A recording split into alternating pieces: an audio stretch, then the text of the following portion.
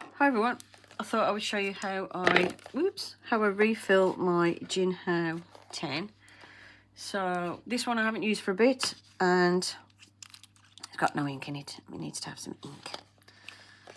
So it's got a refillable cartridge and I'm just going to give this a little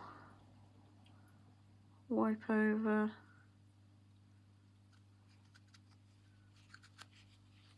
It's not been used, it's not been used for ages, you know what I mean, so it's fine. What I am going to do though, oops, drop everything apparently.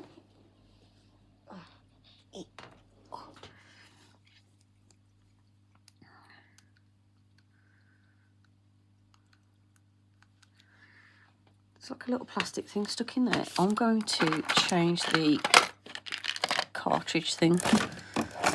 1 second, if I can get my drawer out.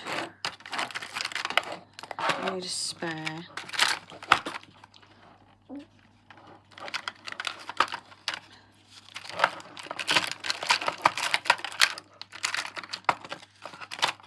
I'll put this converter in instead. So I'll take the metal cap and leave that in there. That needs something's wrong with that. Right, now I've got this little converter which does fit these, and I'm not going to stick this in the ink bottle because it's the messiest thing in the world because of how short it is. I'll end up with ink all over my fingers, so I am going to still drop a fillet to about there, and then I'm going to pop that on there. If you've got a cartridge in it, you could just refill the cartridge. They look like this. This one's got a piece of plastic that's like wedged in it further down, and I'm still covered in ink.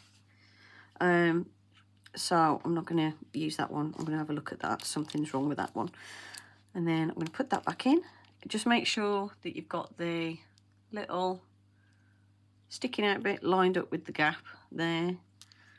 I'm not going to mess with the converter or anything right now. I'm going to empty out my little dropper. These little droppers that come with came with some of my fountain pens have been the perfect size to refill these little cartridges. Now I'm not expecting this to work straight away because I haven't used it for a while, so it's going to take a second. So I'm going to let that sit. Something's sticking. Hold on. Oops. That's better. Helps if I actually screw the body back on properly.